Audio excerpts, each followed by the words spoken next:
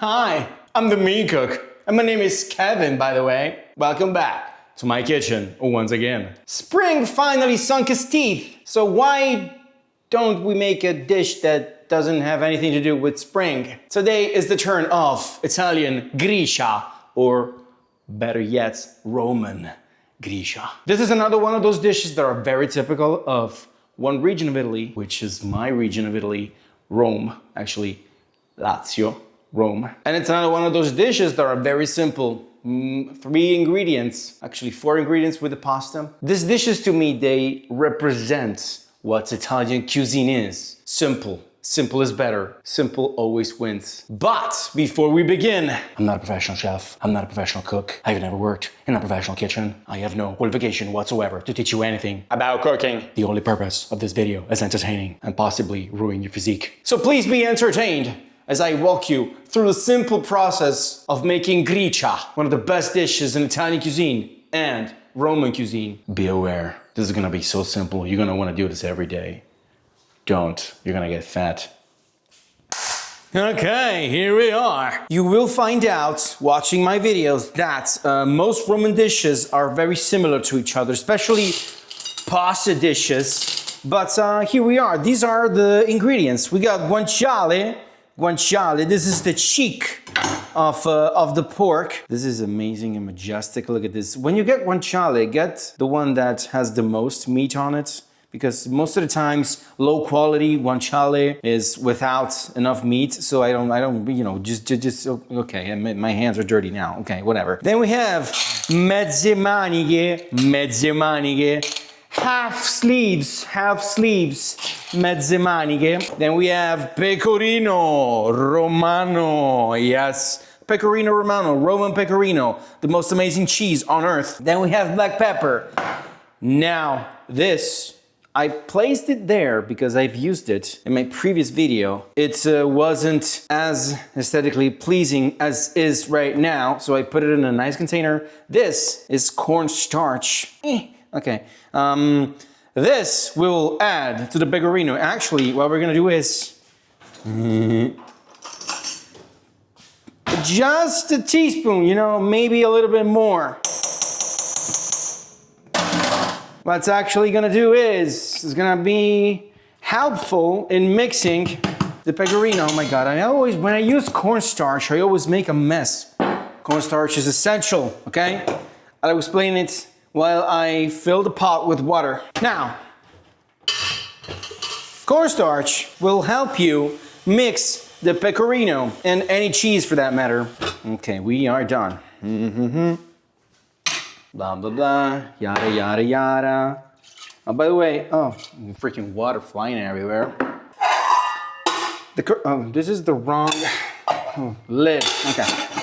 By the way, the correct amount of salt to put in the water when you cook pasta is 8 grams of salt per liter of water. Now, you can see I'm Italian, so I do this by hand. I just don't calculate it because I'm Italian, but you should calculate it, okay? Be aware. Now, cornstarch, as I was saying, is essential, okay? Because cheese in general, but pecorino as well, of course, because we're talking about a seasoned cheese.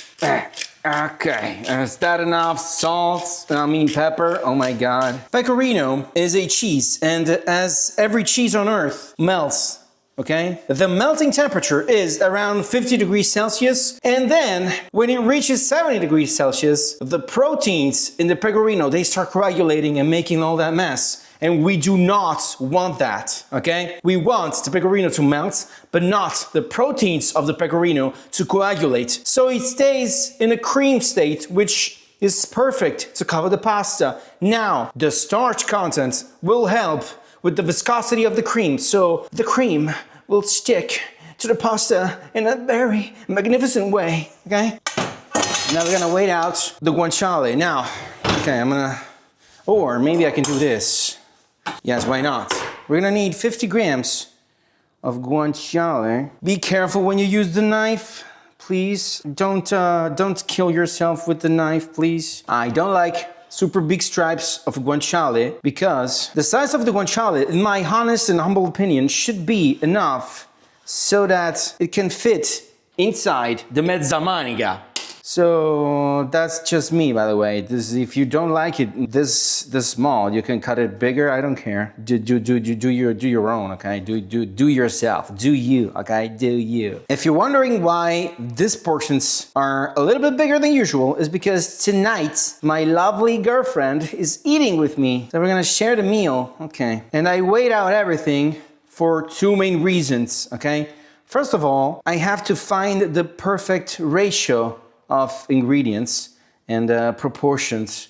So for every 150 grams of pasta for one person is, to me, is perfect. But once I find the perfect amount of pasta to give to one person, then I have to find the right amount of everything else, okay? So that's where studying the dish comes from, trying it out.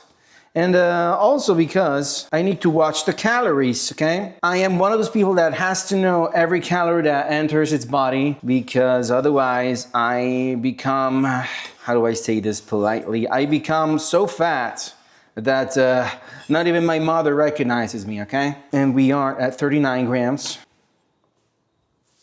50 grams, yes sir. Now we're gonna get rid of this. I'm not gonna tidy up anything, okay? Shut up. I'm gonna place this on a medium heat. If the stove will turn on, thank you. Medium to medium heat, not too, and then we're gonna wait for it to render. Now, this is the first thing that you wanna do. Before you do anything else, you have to take care of the guanciale because the guanciale takes the longest time to cook, but the most important thing about it is the temperature, okay? If you add too hot guanciale with its fat, which is gonna render and become a liquid, into the cheese, the proteins of the pecorino are gonna coagulate because it will reach a temperature which is too high, basically above 70 degrees Celsius. Okay, so be aware of that. And to counter that, don't stick to the spatula. To counter that, I have prepared this bowl. Now, this bowl, I have to sneeze.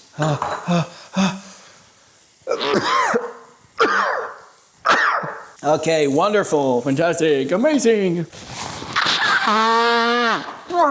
Okay, tend to it, okay? Don't just leave it. Otherwise it's gonna burn. We do not want it to burn. We want it to render. Okay, maybe lower the heat a little bit. Now, to counter the fact that the guanciale could be too much high in temperature, I prepared this small bowl. Now, you could totally leave the guanciale to cool down in this pot, this small pot that I'm cooking it with. But to cool it down, it would take so much that no, we're not gonna wait that. Instead, you can cook the guanciale until you're satisfied, which is not, when it's translucent, you see this is not enough, okay? You have to go a little bit further. And then after it's done cooking, you can place it here. And this is cold, obviously. This will cool it down even quicker. Yes. See, now we are to the point where the fat starts to render. And basically the guanciale is cooking in its own fats, which is amazing. This is an amazing thing. If you ask me, this is an amazing thing. In the meantime, we are probably gonna grab a fork and we're gonna do this. Also because I'm probably gonna add a little bit more pepper. Mix the starch, the pepper. Ooh, look at this. I tend to move it because I always use stainless steel, and using stainless steel, stuff that I cook may stick to stainless steel, so I always move. Also, if you use stainless steel, you probably know what you're doing in the kitchen. You know your way around the kitchen. So, use stainless steel. Learn how to use it, okay? Look at this. This is almost done already. Guanciale cooking in its own fat. Now, we can turn on the water, okay? And this is enough pepper. Yes. So basically, Roman dishes, they work like this, okay? You got carbonara, which is the dish that has guanciale, egg, and pecorino. Then you have Gricia, which has only the pecorino and the guanciale without the egg. And then you have Cacio e Pepe, which I've already made in the channel, and the carbonara as well. So why am I saying it right now? I don't know. And then you have the Cacio e Pepe, which only has Cacio and Pepe, and no guanciale or anything. And so this we are, as Romans, we are, you know, special. And yeah, so we I don't know what, barely know the history of those dishes. I just know how to make them. And you know, I know the scientific rules behind them, and I just follow them. And as someone who likes to cook, and the guanciale is basically ready, as you can see, you see, this is the noise that it has to make. Ah, crunchy deliciousness. As someone who loves to cook, I also fully recognize that those dishes are completely unbalanced in terms of flavor. I'm adding a fat to another fat. So, yeah, but at the same time, and I will turn the fire off now because this is pretty much ready. Whew. I also brought the cover to this pot, but I'm not using it. So I have enough intellectual honesty to say that these dishes are not balanced at all, but at the same time, I love them. I grew up with them, so I will eat them. Okay, now to cool the guanciale the fastest way possible, I will pour it in this bowl. Yes, bubble, my prodigy. Get all the fat out of it. And this is what we have. Now this is, you can see it's crunchy, it's delicious, it's fully cooked, it's amazing and wonderful. It's too hot. So this separate bowl will help me cool it down. And then we will add it here. Now, in the meantime, what we're gonna do is create the first cream. Now I have another bowl right here, which we are gonna use in a second, okay? Now it's just a matter of waiting, okay? What we're gonna do is, I love playing with cheese. We're gonna wait for the water to boil, and then we're gonna put the pasta in. Then we're gonna put the pasta in. And once the pasta is in, after a couple of minutes, we're gonna grab some water and let it cool down in this bowl. What's that gonna do is cool it down so the proteins of the cheese don't coagulate. This is the first rule, okay? Even with cacio e pepe, I can't pronounce it like that. Even with cacio e pepe, I showed you, you have to be careful with the temperature, otherwise you're gonna ruin the cheese. Preserving some water outside of the pot is gonna allow me to lower its temperature, okay? Boils at around 100 degrees, probably gonna be 95 with the pasta in, so I can't add it directly and I would destroy the cheese. So put it in the bowl. And now if you wanna be super precise, you can use one of these. Now I absolutely love this instrument. Check the temperature. 60 degrees, fantastic. We're gonna add it right now. As you can see, oh, this is really hot actually. As you can see, putting the guanciale, once it's cooked inside of its own bowl, will help reduce its temperature dramatically. Okay, we can add a little bit. Actually, you know what? I don't care, whatever. Let's do the whole thing. Yeah, why not? Clean the bowl properly. And this is it. This is in. Yes, amazing. Look at it. Now it's, of course, dry. And by the way, you can totally skip this passage, okay? You can totally skip the passage where you put the guanciale in another bowl and then you let it cool down, because you can let the guanciale cool down in its own small pot. Why did I do it? Because it was quicker. Simple as that. Now there is already starch in this pecorino cheese, so I don't really need pasta water. But why am I waiting for the pasta water to be ready? Well, temperature. Dishes, you know, they have to be hot and warm. And when we cook something which is sensitive to temperature sensitive, so to speak, at least me, but a lot of people, they tend to get paranoid in the sense that the dish sometimes comes out too cold. No. I could totally add some water from the sink and make the cream right now, because, you know, that would make the cream quickly. I don't know why would I do that, but it would be cold. basically. So what I'm gonna do is, I'm gonna throw the pasta in and then wait for it to cook a little bit. You know, when it's like, you know, 6 minutes out, probably, you know, a couple of minutes before cooking, I will make the cream. So the later you make the cream, the later you complete the cream with the pasta water, the hotter it's gonna be. But putting it into this bowl will help me regulate its temperature, okay? So it's just a game of temperatures. Not too cold, not too hot. Too cold is probably gonna be not good, and the too hot, I'm gonna ruin the cheese. And this is the timer. Yes. Remember, when you put pasta into the pot, always stir, because if you don't stir, pasta is gonna glue together to each other and to the pot. So always stir a little bit. Mezze maniche are my favorite pasta cut, and I also, as I said before, really enjoy cutting the guanciale to the perfect size for it to go inside of it. Oh yes, I don't want to see the guanciale, I want to feel the guanciale. Okay, during the time where the pasta is cooking, just, you know, tend to it, okay? Just stir it sometimes. Don't let it stick to each other in the pot. Otherwise, when you try and unstick it, it rips apart, it doesn't look good. Just, you know, tend to it and take your time. Be, you know, just chill. This cooking is a chill. You have to be chilled when you cook. You have to enjoy the process. Otherwise, what the hell are you doing here? Sometimes too much heat can actually help you not to have pasta that sticks to the bottom of the pot and to each other, because the heat constantly moves it. But you can save power by just lowering the flame a little bit and then, you know, stirring. If you know what you're doing, you can cook your pasta like I'm doing right now and the guanciale like I did before at the same time. But since I'm anxious and I wanted to show you every passage the right way and I'm not in a rush, I split the steps, but you can totally do that if you want. Probably not do it the first time you make gricia. Do it, you know, like second, third time, but you know the process, you're confident with it. Okay, so as you can see, we're 2 minutes and 40 seconds out. I am gonna grab some water. Now, this is not particularly, actually, you know what I'm gonna do? I changed my mind. I'm gonna use this because this is perfect to do this job.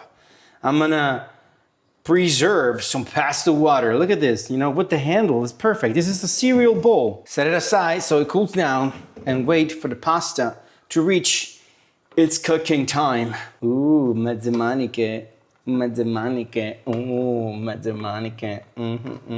Now, as always, what we're gonna do is take the pasta out and place it in a separate bowl, because the pasta is gonna come out of the pot at 95, 97 degrees Celsius, and it's gonna be too hot for the cheese. I'm repeating this over and over again because this is the most important thing, okay? And I'm actually removing a minute because I think it's ready.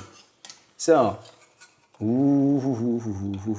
take the pasta out and place it in a separate bowl, as I just explained.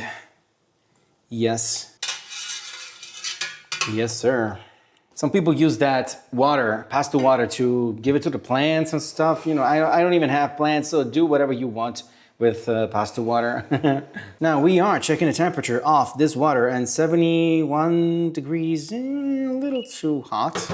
So we're gonna play with the temperatures once again. This is hot, but this isn't.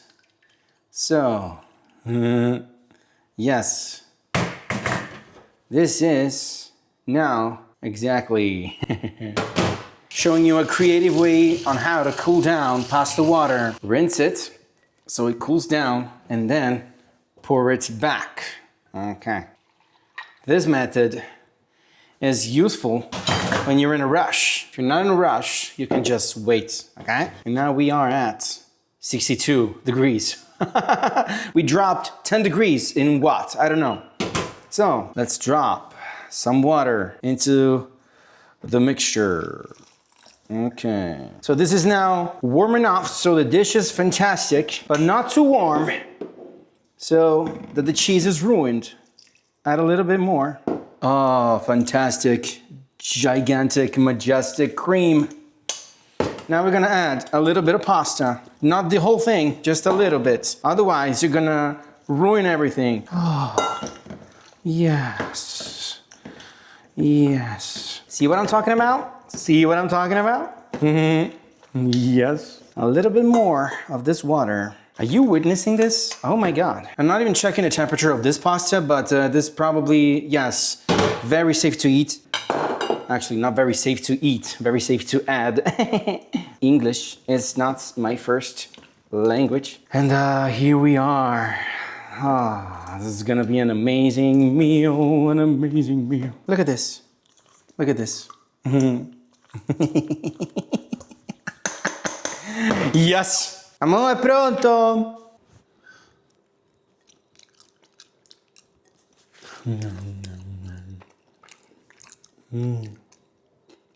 No.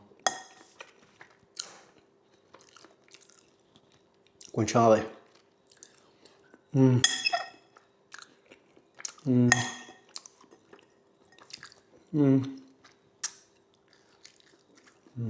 I don't have to convince you, don't I? Bye-bye.